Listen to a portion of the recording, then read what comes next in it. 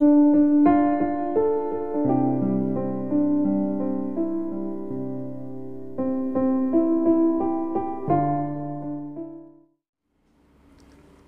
manusia punya kesempatan baru. Jangan kamu terpaku dengan masa lalumu. Lihat keluar dan syukuri segala anugerah yang diberikan oleh Tuhan. Dan anugerah pertamanya bagi kita hari ini adalah mata kita yang diizinkan terbuka untuk membaca, mendengarkan, dan merenungkan firman-Nya. Mari kita berdoa. Damai sejahtera Allah yang melampaui segala akal kiranya memelihara hati dan pikiran kamu sekalian di dalam nama Tuhan Yesus Kristus. Amin. Jemaat Tuhan, renungan harian HKBP Resort Sutoyo Senin 14 Februari 2022 tertulis di Yeremia 31 ayat 18. Demikian dikatakan, telah ku dengar sungguh-sungguh Efraim meratap. Engkau telah menghajar aku dan aku telah menerima ajaran, seperti anak lembu yang tidak terlatih. Bawalah aku kembali supaya aku berbalik, sebab engkaulah Tuhan Allahku. Dalam bahasa Batak dikatakan, nunga takas hubege Efraim mangedungi sonon. Nunga dipicak ko au, jala olo do au picangon, songon anak ni horbo naso niajar. Sehoma paubahor rohaku, asa tung saut muba. Ai hodo Jahoba de Batakku. Demikian firman Tuhan. Menurut sebuah legenda, Qiu Yuan adalah seorang pejabat pemerintah Tiongkok yang bijak dan patriotik.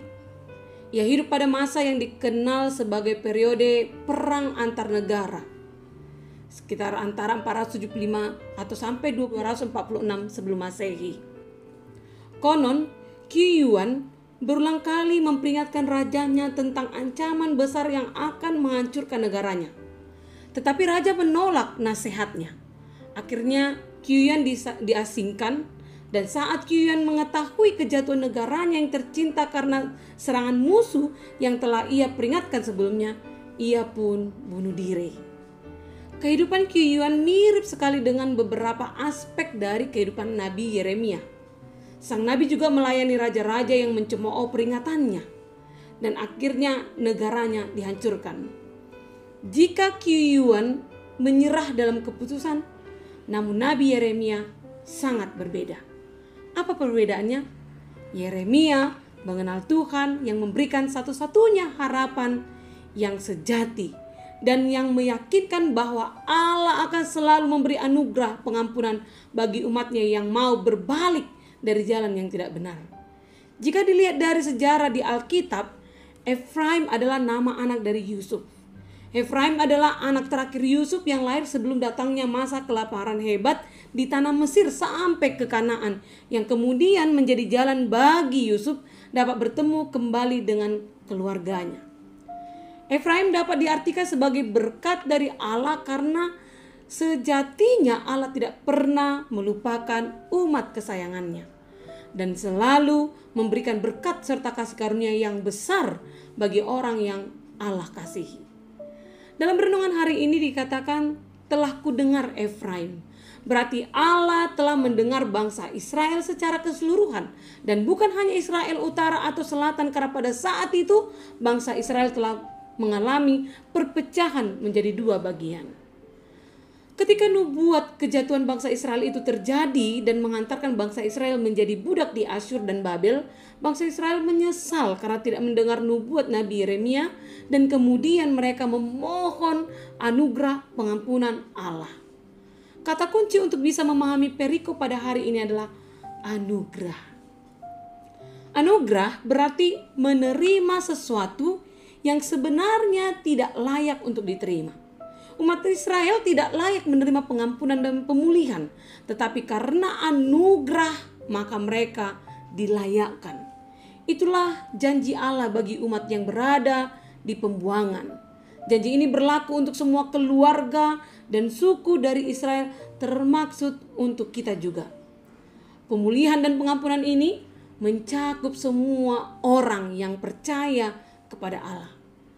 Pada masa-masa tertentu, kita semua akan mengalami situasi-situasi yang dapat membuat kita jauh dari Tuhan dan tidak mendengarkan tegurannya. melalui firman yang selalu dikumandangkan. Setelah kita menerima akibat dari ketidaktaatan kita, barulah kita menyesal. Namun meskipun demikian, percayalah, Dia adalah Allah yang setia mendengar dan menerima setiap orang yang telah berbalik dari jalannya yang tidak benar. Dan ingatlah, ketika kehidupan berusaha mengempaskan kita, kita masih bisa memandang kepada Allah. Karena Dia masih berkuasa di atas tahtanya, hari-hari kita ada di dalam tangannya. Dan Dia senantiasa menjaga kita dengan kasih-Nya. Selamat menikmati kasih Allah dalam hidup Anda. Amin. Kita berdoa. Terima kasih Tuhan, karena Engkau telah menjadi Allah yang setia memberi anugerah pengampunan-Mu bagi kami. Ajarlah kami menata hidup kami agar tetap berkenan bagi-Mu Tuhan. Dengan kuasa Roh-Mu mampukan kami untuk taat akan firman, agar hidup kami tidak semakin menjauh dari kehendak-Mu, agar kelak kami layak menjadi bagian dari kerajaan-Mu. Terima kasih Tuhan. Amin. Jemaat Tuhan, selamat menjalani hari-hari Anda dalam naungan anugerah Tuhan. Salam sehat, Tuhan memberkati.